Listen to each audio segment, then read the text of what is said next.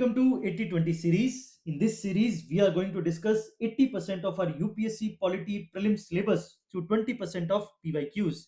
In this particular episode, episode 18, we are going to discuss Prime Minister, Council of Minister, Leader of Opposition and State Legislature. थोड़े छोटे छोटे topics हैं, कम PYQs पूछे गए हैं, इसीलिए इन सबको क्लब करके एक ही एपिसोड में यहाँ पे आपको बताया जाएगा. सो शुरू करते हैं from the prime minister of India. So if the Prime Minister of India belonged, if a Prime Minister of India belonged to the upper house of the Parliament, तो क्या होगा भाई बताओ. He will not be able to vote in his favor in the event of no confidence motion. He will not able to speak on the budget in the lower house. He can make statement only on the upper house when he has to become a member of lower house within the 6 months after being sovereign as a prime minister. तो सबसे गलत और सही सबसे सही statement हमें सबसे पहले आइडेंटिफाई करने हैं यहाँ पे, जिससे हम पहुंच पाए एलिमिनेशन के थ्रू. सो सबसे गलत स्टेटमेंट की अगर मैं बात करूं तो वो है option C, he can make statements only on upper house. तो ये तो बात बिल्कुल गलत है, ऐसा नहीं है, because prime minister of India है और अगर मान लो वो upper house of the parliament से है तो इसका मतलब ये नहीं है कि सिर्फ वो वही अपर हाउस में ही बोल पाएंगे और लोकसभा जिसमें will of the people main है, इंपॉर्टेंट है, क्योंकि upper house represent the states whereas the Lok Sabha represent the peoples. So अगर people को के लिए ही कुछ नहीं बोल सकते तो वो कैसे प्राइम मिनिस्टर हो सकते हैं. और हमारे वैसे भी प्राइम मिनिस्टर काफी इंपॉर्टेंट पोस्ट है एज कंपेयर टू प्रेसिडेंट. तो ऑप्शन सी तो बिल्कुल कोई हाल में सही नहीं हो सकता, तो इसको तो एलिमिनेट कर दीजिए. फिर है he has to become a member of lower house within the 6 month after being sovereign as a prime minister. ये भी गलत है, बिकॉज कि अगर मान लो अपर हाउस से है तो पहले वो लोअर हाउस के बने और फिर प्राइम मिनिस्टर बने. ये स्टेटमेंट भी बिल्कुल गलत है. तो आंसर कहीं ना कहीं ए और बी में रहेगा. He will not able to vote in his favour in the event of no confidence motion. तो वो अगर नो कॉन्फिडेंस मोशन अगर आएगा तो वो वहां पे वोट नहीं कर सकते अपने फेवर में. And he will not able to speak on the budget in the lower house. तो ये भी बिल्कुल गलत है. स्पीक वाली बात तो हमने पहले ही कहा ना, स्पीक है या स्टेटमेंट है, तो बिल्कुल गलत है. He will not able to speak on the budget in the lower house, तो ये तो बिल्कुल गलत है. ठीक है, वो बोल नहीं सकते, वो तो दोनों हाउस में बोल सकते हैं बिकॉज प्राइम मिनिस्टर है, चाहे वो अपर हाउस से हो लोअर हाउस से हो, उससे मैटर ही नहीं करता. सो option A is the correct answer. अब इसको समझिए ए में बात क्या कह रहा है, स्टेटमेंट को समझना बहुत जरूरी है. हमने लास्ट एपिसोड में बात की थी नो कॉन्फिडेंस मोशन के बारे में, कि no confidence motion is the exclusive power of the Lok Sabha. Lok Sabha की आपके एक्सक्लूसिव पावर है. इसका मतलब नो कॉन्फिडेंस मोशन आएगा कहां पे, lower house of the parliament, वहीं पे आ सकता है ये तो, और तो अपर हाउस में तो आ नहीं सकता. अगर लोअर हाउस में है और ये अपर हाउस से पीएम है, इसका मतलब क्या है, पीएम अगर अपर हाउस से, मतलब मेंबर कहां पे है, वो मेंबरशिप है उनकी अपर हाउस के अंदर. इसका मतलब लोअर हाउस में उनकी मेंबरशिप नहीं है. अगर उनकी मेंबरशिप लोअर हाउस में नहीं है तो उनके पास वोटिंग पावर भी नहीं है. तो अगर लोअर हाउस के अंदर उनके लिए नो कॉन्फिडेंस मोशन आता है तो he will not be able to vote in his favour. बिल्कुल सही बात है. So option A is the correct answer. I hope आपको लॉजिक समझ आया होगा, इसके पीछे लॉजिक क्या है. बहुत ध्यान से पढ़ने हैं स्टेटमेंट को, माइन्यूटली. यूपीएससी कॉन्सेप्चुअल अंडरस्टैंडिंग आपकी जानना चाहता है.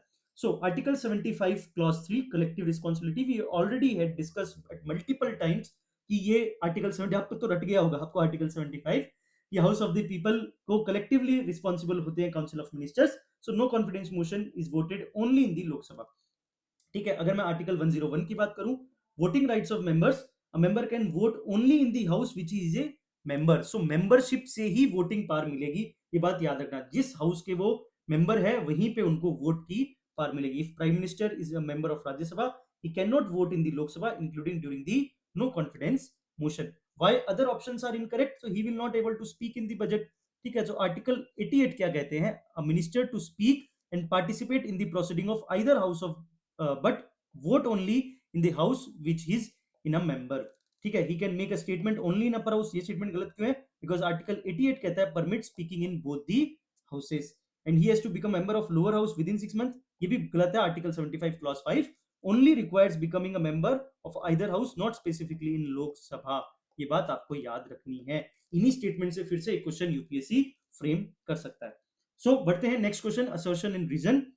सो एक असर्शन दिया हुआ है. Assertion is the council of minister in the union of India is collectively responsible both to Lok Sabha and Rajya Sabha. ठीक है, रीजन क्या कह रहा है? The member of both Lok Sabha and Rajya Sabha are eligible to be the minister of the union government. ठीक है, सबसे पहले हमें चेक क्या करना होता है, प्रोसीजर स्टेप बाय स्टेप क्या है।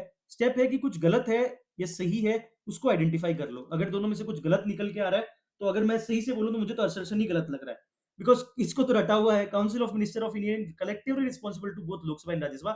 No, it is only responsible to the Lok Sabha. पहली बात ही यही है। सो अगर मेरा असर्शन ही गलत है, so A option D is the correct answer. A is false but R is true, तो आर ऑटोमेटिकली अपने आप ही ट्रू हो जाएगा। ये बात याद रखना, दोनों रॉन्ग नहीं होते इन असर्शन एंड रीजन के क्वेश्चन में, ये बात याद रखना।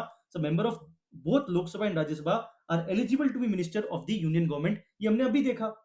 ठीक है, यूनियन गवर्नमेंट के मिनिस्टर तो कोई भी लोकसभा से और राज्यसभा से कोई भी बन सकता है, ऐसा कोई इश्यू नहीं है। तो ये अभी हमने डिस्कशन में देखा। सो उसी टाइप का एक क्वेश्चन 2007 का हमने अभी डिस्कस किया। So assertion is false. The Council of Minister is responsible only to Lok Sabha, Article 75, Clause 3, whereas reason is the member of Lok Sabha and Rajya Sabha eligible for the Minister of the Union Government. A person who is not a member of either house also be appointed as a minister. अगर वो member भी नहीं है, पर फिर भी वो minister बन सकते हैं, but they must become a member of either house within 6 consecutive month or cease to be minister. अब मुझे ये बताइए, ये बात तो आपको क्लियर है, इस बात को ध्यान से समझना। मैं आपसे एक होमवर्क क्वेश्चन पूछता हूं इसके अंदर, इसको समझिए। ये क्या कह रहा है? House can also be appointed a minister, but they must be a member of either house within the 6 consecutive months. तो क्या ये बात स्पीकर के लिए भी एप्लीकेबल है कि जब स्पीकर अपॉइंट होता है उस टाइम वो मेंबर ना हो, बट 6 महीने के अंदर मेंबर बन जाए और फिर स्पीकर बन जाए, मतलब स्पीकर उसी टाइम बन जाए और फिर 6 महीने में अपने आप मिनी मेंबर बन जाएंगे। तो क्या स्पीकर के लिए भी ये चीज एप्लीकेबल है? यस और नो? तो आप कमेंट बॉक्स में लिखेंगे स्पीकर, फिर उसके बाद यस या नो। अगर नो है तो उसका कारण, यस है तो यस का कारण, कुछ भी हो तो आप मुझे स्पीकर के रेफरेंस में इस बात को बताएंगे इन अ कमेंट बॉक्स। ठीक है, so next question.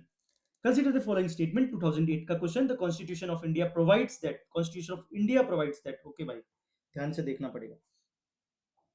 The legislative assembly of each state shall consist of not more then 450 members.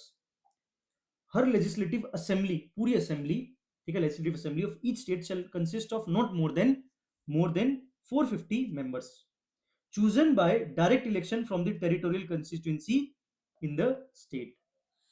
Okay, तो यहाँ पे कुछ नंबर दिए हुए हैं कि not more then 450 members chosen by the direct election from the territorial constituency in the state. Second क्या कह रहा है, मुझे भी नहीं पता ये बात, देखते हैं।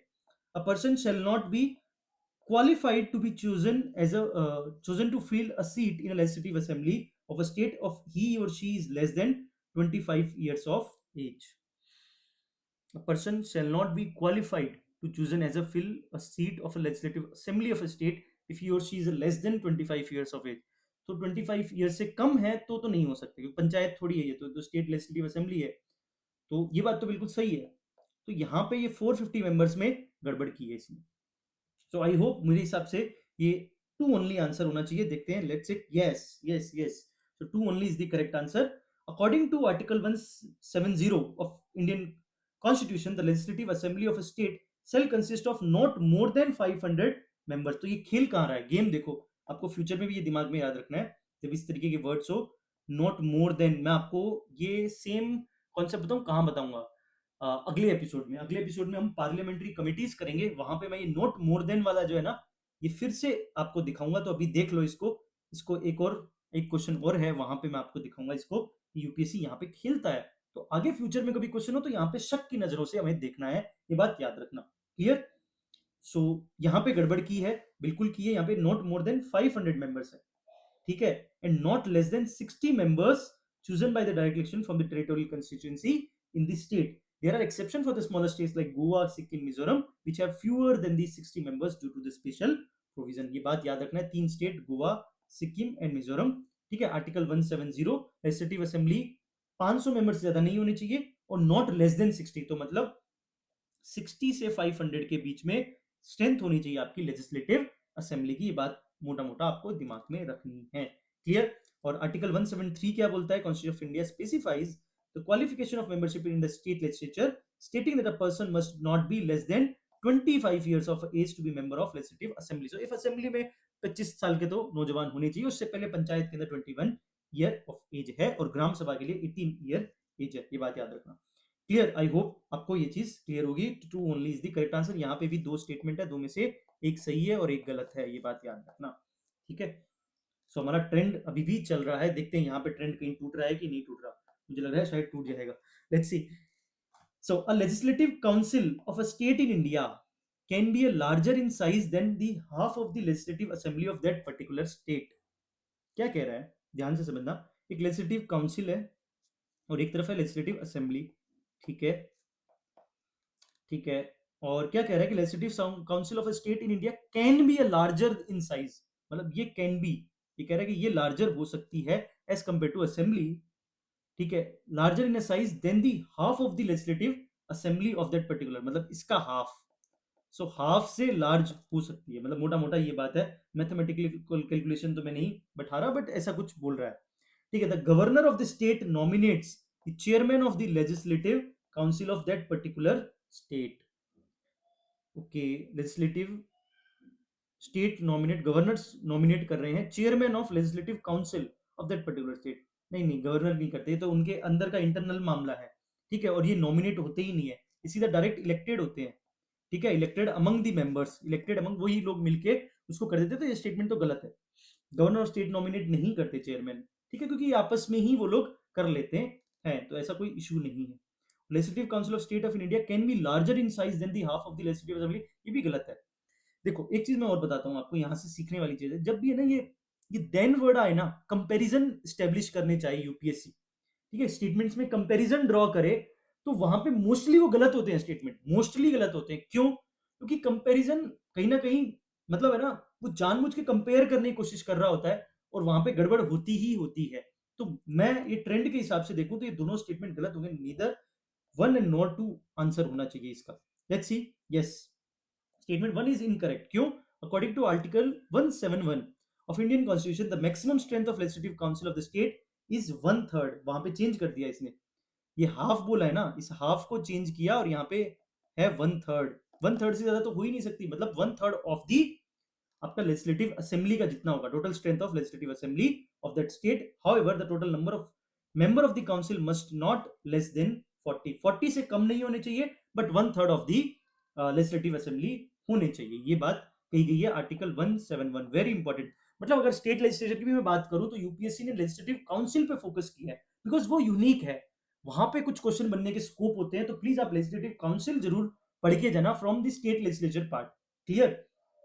देन अगर मैं स्टेटमेंट 2 की बात करूं तो आर्टिकल 182 क्या कहता है? Chairman and deputy chairman of legislative councils are not nominated by the governor, instead they are elected by the members of the council among the themselves। So governor only nominate 1/6 members of the council, not it presiding officer। तो governor सिर्फ 1/6 members ही legislative council के nominate करता है, उसके अलावा नहीं। So very important question for the future, so please इसको दिमाग में रखना है, लेजिस्लेटिव काउंसिल। ओके, ये क्वेश्चन है लेजिस्लेटिव असेंबली, ये कह रही है कि भैया मैं भी आती हूँ, ऐसा नहीं है क्वेश्चन में सिर्फ काउंसिल काउंसिल की तुम बात कर रहे हो, असेंबली की भी बात करो। चलो भाई असेंबली की बात करते हैं। The governor makes a customary address to the members of the house at the commencement of the first session of the year. ठीक है भाई, customary address to the members of the house at the commencement of the first session of the year. ठीक है, ये तो बात सही है।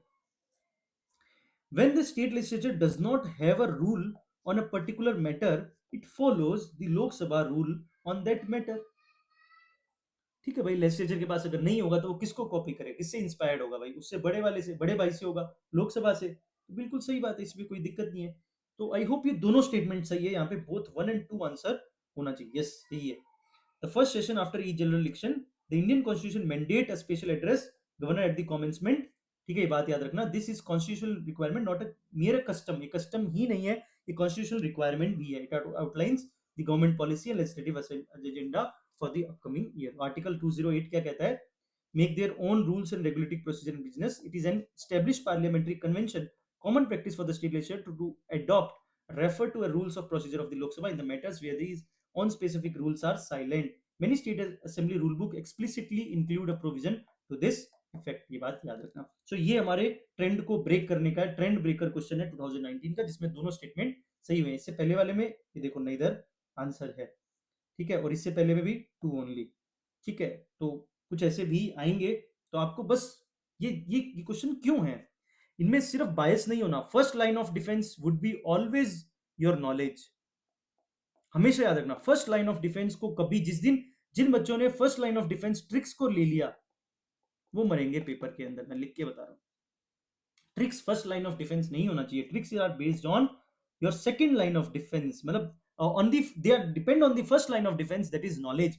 ट्रिक्स भी कहीं ना कहीं नॉलेज का ही पार्ट है, ये बात याद रखना, कुछ अलग नहीं है। तो ट्रिक्स को हमेशा यूज करनी है सेकंड लाइन ऑफ डिफेंस के अंदर जो ऑब्जर्वेशन है, but first line of defence should be your knowledge. वहां पे उसका कोई भी सब्सटीट्यूट नहीं है, मेहनत का कोई सब्सटीट्यूट नहीं है, डिसिप्लिन का कोई सब्सटीट्यूट नहीं है इस तैयारी में, ठीक है। तो यहाँ पे हवाबाजी नहीं चलेगी, ठीक है। तुम सोचो कि स्टडी व्लॉग देख देख के पेट भर जाएगा और हम भी पढ़ लेंगे, वो पढ़ते उनको देखेंगे तो हम भी पढ़ लेंगे, तो वैसा नहीं होगा, ठीक है। तो ये बात याद रखना, चुपचाप पढ़ना ही पड़ेगा, पसीना बहाना पड़ेगा, वही लाइन, ठीक है। So consider the following statement, 2018 का question. In the first Lok Sabha, in the first Lok Sabha the single largest party in the opposition was स्वतंत्रता पार्टी। हो सकती है स्वतंत्रता पार्टी हो और कोई और पार्टी हो, कुछ भी हो सकता है, ठीक है, कुछ भी हो सकता है। In the Lok Sabha, a leader of opposition was recognized for the first time in 1969. ठीक है. In the Lok Sabha, if the party does not have a minimum of 75 members, its leader cannot be recognized as the leader of opposition. ठीक है. गड़बड़ के chances कहाँ पे है? मुझे मान लो क्वेश्चन नहीं आता, मुझे नहीं आता कि क्या है इसका आंसर। मुझे मान लो कि स्वतंत्रता पार्टी पे शक हो रहा है, यहाँ पे गड़बड़ हो सकती है। ये फर्स्ट टाइम इन सेशन 1969 हो एंड मिनिमम 75 मेंबर्स होने चाहिए, ठीक है। ये तीन जगह पे चेंजेस होने के सबसे ज्यादा चांसेस इस पर्टिकुलर क्वेश्चन में है। अब देखो, ये फर्स्ट टाइम 1969 में ही लीडर ऑफ ऑपोजिशन आया। अब ये हमें पता भी होना चाहिए, नहीं भी होना चाहिए, पता हो भी नहीं भी हो, कह नहीं सकते, बट यहां पे चेंज कर सकता है और यहां पे चेंज होने के चांसेस ज्यादा है एज कंपेयर टू दिस, मुझे ऐसा लगता है। ये मेरा खुद का इंट्यूशन है, बाकी मुझे नहीं पता। 1 और 3 ये दोनों में मैनिपुलेशन का चांसेस ज्यादा है एज कंपेयर टू इसके अंदर मैनिपुलेशन का चांस, ठीक है। ये आपको पता होना ही चाहिए कि भैया एक पार्टी को अगर मिनिमम कितने मेंबर होने चाहिए एक लीडर ऑफ ऑपोजिशन में ऑर्गेनाइज होने के लिए, ये आपको पता होना चाहिए। और आपको ये पता होना चाहिए कि भैया स्वतंत्रता पार्टी है, यहाँ पे चेंज हो सकता है। तो इस गेस पे अगर हम चलें, अगर हम इस कॉन्सेप्ट पे चलें, तो हम फर्स्ट को भी गलत मान सकते हैं, थर्ड को भी गलत मान सकते हैं। सबसे ज्यादा गलत होने के चांसेस किसके हैं? थर्ड के। ये मिनिमम 75 ना हो, जैसे मोर देन अभी हमने देखा, मिनिमम देखा, यहाँ गड़बड़ हो सकता है। तो अगर मैं थर्ड को गड़बड़ मानूं, तो सीधा ही मेरा आंसर आ जाएगा सेकंड टू ओनली। और अगर मान लो मैं फर्स्ट को गलत मानता हूं, तो भी मैं 50-50 में पहुंचता हूं, ठीक है। तो यहाँ पे लगभग लगभग कुछ ना कुछ गड़बड़ होने के चांसेस ज्यादा है। जब भी इस टाइप के क्वेश्चन हो ना, तो उनमें ये मत सोचना कि तीनों सही ही होंगे। 1 2 3 कभी आंसर नहीं होगा जब इतना फैक्ट से बेस्ड क्वेश्चन हो, ये बात याद रखना। बहुत कम चांसेस है, बहुत कम, अनटिल अनलेस कि वो कॉन्स्टिट्यूशन के डायरेक्ट प्रोविजन दिए हुए हो, ठीक है। बट इतना अगर फैक्चुअल हो जहां पे चेंज मैनिपुलेशन का बहुत ज्यादा चांसेस है, वहां पे 1 2 3 आंसर होने की चांसेस कम है, ये बात याद रखना, ठीक है। तो स्वतंत्रता पार्टी की जगह कोई और पार्टी होगी, तो एक होमवर्क है स्वतंत्रता पार्टी के फाउंडर बताना मुझे कमेंट बॉक्स के अंदर, क्योंकि मैंने ऑलरेडी शायद कोई एपिसोड में बताया हुआ है, तो मैं इसलिए आपसे पूछना चाहता हूँ कि आपको याद है कि नहीं है, ठीक है।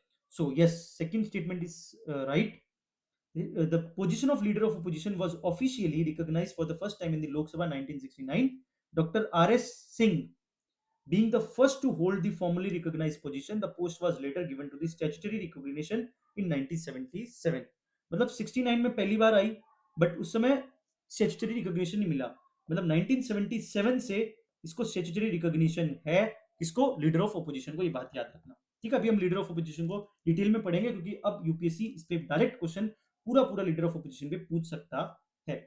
तो स्टेटमेंट 2 की जगह 1 की जगह आंसर है कम्युनिस्ट पार्टी ऑफ इंडिया, वहां पे चेंज किया उसने, ठीक है, नॉट स्वतंत्रता पार्टी। उसके बाद अगर मैं बात करूं, यस, यहाँ पे 55 मेंबर्स, ठीक है, वो 75 गलत किया है, 55 मेंबर्स है, मिनिमम 1/10 होना चाहिए। The condition to parties leader be recognise as leader of opposition is that the party must have minimum of 1/10 of total strength of the house, which is 55 members of the of house 53 elected, अगर हम मान के चले तो, not 75 member. This is based on Mavalankar convention. ये भी पूछा जा सकता है कि ये किसके कहा गया है, तो मतलब ये कॉन्स्टिट्यूशनल मैंडेट नहीं है। ये भी बात याद रखो कि भैया 1/10 अगर कोई पार्टी होगी तो उसमें से ही लीडर ऑफ अपोजिशन बनेगा। मतलब ये जो तरीका, एक कन्वेंशन है, और वो कन्वेंशन क्या है, मावलंकर कन्वेंशन। डायरेक्शन 121 भी इसको कहा जाता है। Direction 121 is related to which of the following, leader of opposition या selection of the leader of opposition, ये भी पूछा जा सकता है बाय द फर्स्ट स्पीकर जीवी मावलिंगर। ठीक है, ये बात याद रखना। सो ये कॉन्स्टिट्यूशनल मैंडेट नहीं है 1/10 वाला, ये बात बिल्कुल याद रखनी है। ठीक है, डिटेल में थोड़ा सा यहाँ पे समझ लेते हैं लीडर ऑफ अपोजिशन के बारे में। Leader of opposition is not a constitutional post, this post is not mention in the constitution of India. पहली बात तो ये याद रखनी, यूपीएससी इसमें ही पूछेगा। इसको स्टैट्यूटरी बेसिस मिला था 1977। ठीक है, statutory 1 formalized by the salary and the allowance of the leader of opposition in parliament act। मतलब कौन से एक्ट से ये पोस्ट आई है, salary and the allowances of leader of opposition in the parliament act 1977। Leader of opposition का status equivalent होता है union cabinet minister, ये बात याद रखना। ऑर्डर ऑफ प्रेसिडेंस के अंदर मतलब इक्विवेलेंट पोजीशन होती है यूनियन कैबिनेट मिनिस्टर के लीडर ऑफ अपोजिशन की। काफी इंपॉर्टेंट रोल है। की फंक्शन क्या है, मेन रोल है to hold the government accountable and provide constructive criticism and act as an alternative government और अ शेडो प्राइम मिनिस्टर। ठीक है, अब देखो ये इंपॉर्टेंट है, ये पूछा जाएगा बहुत जगह पे। Leader of opposition is mandatory member of high powered committees that selects head of vital independent bodies. वो कौन कौन सी बॉडीज है जहां पे लीडर ऑफ ओपोजिशन आपके वहां पे बैठे रहते हैं, लीडर ऑफ ओपोजिशन होगा यहाँ पे। ठीक है, कौन कौन से, एक तो CBI director, CVC, CIC chief information officer, ठीक है, national human right commission and Lokpal chairman. ठीक है, ये बात याद रखना, ये 5 जगह पे लीडर ऑफ अपोजिशन कमेटी में, सिलेक्शन कमेटी के अंदर पार्ट होते हैं। सीबीआई, सीवीसी, सीआईसी, ठीक है, एनएचआरसी एंड लोकपाल, ये बात याद रखना 5। Pack chair, bye convention leader of opposition chair the public account committee of the parliament. ये कन्वेंशन है by which audits the government spending. आज अगले डिस्कस में हम नेक्स्ट एपिसोड में बात करेंगे पब्लिक अकाउंट कमेटी की, तो वहां पे याद रखना कन्वेंशन है लीडर ऑफ अपोजिशन ही होता है, यहाँ पे पी की जगह ओ होगा। हिस्टोरिकल फैक्ट्स क्या है, the position was officially recognised in the Lok Sabha for the first time in 1969। Vacancy, the post has remained vacant during the period when no opposition party met the 10% threshold, that is from 2014 to 2000। मतलब पूरे इतिहास के अंदर 2014 से लेकर 2024 तक ये ऐसा टाइम पीरियड था जब हमारे पास कोई भी लीडर ऑफ अपोजिशन नहीं था। एक हमारे डेमोक्रेसी के लिए एक बहुत बड़ी कह सकते हैं हार थी डेमोक्रेसी की, वो जीत नहीं थी, क्योंकि ऑपोजिशन के बिना, लीडर ऑफ ऑपोजिशन के बिना ही 10 साल तक इंडिया के अंदर डेमोक्रेटिक सेटअप रहा है, बात है। और 2024 के बाद एक ब्रेक टूटा है, और 2024 में Rahul Gandhi becomes the leader of opposition. Clear, ये बात याद रखना है, ये सबसे इंपॉर्टेंट है, ये सब बातें वेरी वेरी इंपॉर्टेंट है। यूपीएससी में अब क्वेश्चन बन सकता है आफ्टर 2024 के बाद, कभी भी कोई भी साल के अंदर 25, 26, 27, 28, 29, 30, कभी भी लीडर ऑफ अपोजिशन पे क्वेश्चन बना जा सकता है, ये बात याद रखना। ठीक है, सो नेक्स्ट क्वेश्चन, ये एक मिसलेनियस काइंड ऑफ क्वेश्चन है ऑफ मेंबर ऑफ पार्लियामेंट के ऊपर। With reference to funds under the Member of Parliament Local Area Development Scheme (MP-LETS), which one of the following statement is correct? 2020 का question है। MP-LETS funds must be used to create durable assets like physical infrastructure for health, education, etc. ठीक है, a specified portion of each MP's fund must be benefit SC and ST population. MP-LETS funds are sanctioned on the yearly basis, and unused funds cannot be carried forward to the next year. ठीक है, the district authority must inspect at least 10% of all work under the implementation every year। ठीक है भाई, मुझे नहीं आता इसका answer, अब मैं करूंगा इसमें जुगाड़, देखते हैं क्या जुगाड़ लगेगा। चारों ही स्टेटमेंट है, अब देखेंगे कि इसमें सबसे सही होने के चांसेस किसके हैं और सबसे गलत होने के चांसेस किसके हैं। इसमें मैं बात करूं एटलीस्ट 10%, ठीक है, यहाँ पे कैन नॉट, नॉट कैन होगा तो नॉट लगा दिया हो कहीं।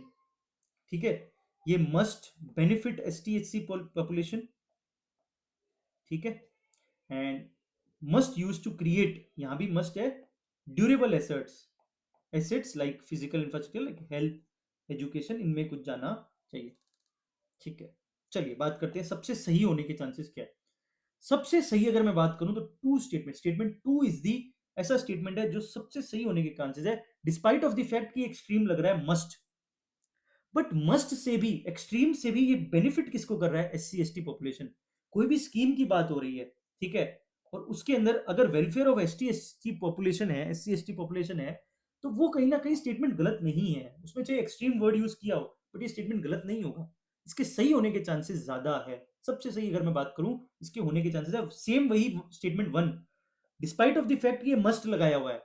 बट देखो, इसमें अच्छी बात की गई है, हेल्थ, एजुकेशन, अच्छे अच्छे वर्ड्स यूज किए गए हैं। ठीक है, तो स्कीम के अंदर क्या होता है इस टाइप का कि सोशल जस्टिस प्रोवाइड हो। तो ये दोनों स्टेटमेंट कुछ ऐसे कैटेगरी के हैं जिनके गलत होने के चांसेस काफी कम है। ठीक है, सो 1 और 2 आंसर में रहेंगे ही रहेंगे। तो फिर भी हमारा एक ही स्टेटमेंट यहाँ पे एलिमिनेट होता है। अब 3 और 4 में देखो कि भैया कुछ गलत हो सकता है क्या। Can not be carried yearly basis, unused fund can not be carried.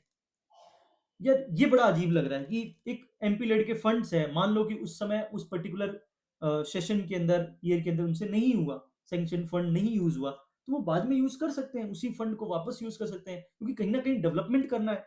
ठीक है, so can not be carried ये गलत है, can be carried forward to the next year. ये काफी नैरो अप्रोच दिखा रहा है फॉर दिस स्कीम। सो ये कैन नॉट नहीं होगा, तो थर्ड स्टेटमेंट रॉन्ग होगा।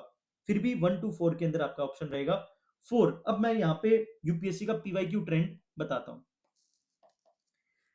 जहां पे एटलीस्ट वर्ड होना ज्यादा चांसेस है, एटलीस्ट वाले स्टेटमेंट फिर भी सही हो जाए। ये मोर देन वाले, मिनिमम वाले, वो हमने अभी देखे ना, मोर देन, मिनिमम, 2-3 वर्ड्स देखे इस टाइप के, वो फिर भी गलत हो सकते हैं। लेकिन ये एटलीस्ट वाला है ना, कि थोड़ा कम चांसेस है गलत होने का। ठीक है, और उसमें भी देखो आप, एक अच्छी बात कही है कि district authority must inspect at least 10%, मतलब कितना कम है, at least 10% of all works under the implementation every year. एक डिस्ट्रिक्ट अथॉरिटी देख ले कि भैया काम हो रहा है कि नहीं हो रहा, वो भी 10% का, यही यहाँ पे 90% होता तो फिर डिफिकल्ट होता, बट 10% है, काम देख सकता है। तो ये स्टेटमेंट सही होने के चांसेस ज्यादा है और इसके गलत होने के चांसेस ज्यादा है। तो अगर मैं इसको मानूं तो थर्ड गलत है, ठीक है, ये तो मैं पता है, और फोर्थ भी गलत है, तो आंसर होगा 1 और 2। ठीक है, no no sorry sorry, 1 to 4 होगा। ठीक है, क्योंकि हम इसको सही मान रहे हैं, एटलीस्ट 10% ऑफ बोल, भाई बिल्कुल सही है। So option D is the correct answer, 1, 2 and 4। ठीक है, आपका थर्ड स्टेटमेंट गलत होने के चांसेस ज्यादा है। Yes, MPLAD's funds are non-lapsable, meaning that any unused fund from the given year can be carried forward to the next financial year for the utilization. ठीक है, तो बाकी सब सही है। Indeed meant for the creating durable asset like health, education के लिए infrastructure बनाना। उसके बाद guideline mandate the specified portion of the MP fund must be used to benefit SC and ST population, specifically at least 15% for SC populated areas and 7.5% for the ST populated areas. In statement 4, to ensure proper implementation, quality control, the district authority must inspect at least 10% of all work under implementation every year. ये बात याद रखना। ठीक है, तो ये था हमारा एपिसोड 18। अगले एपिसोड में हम बात करेंगे पार्लियामेंट्री कमिटीज के बारे में इन एपिसोड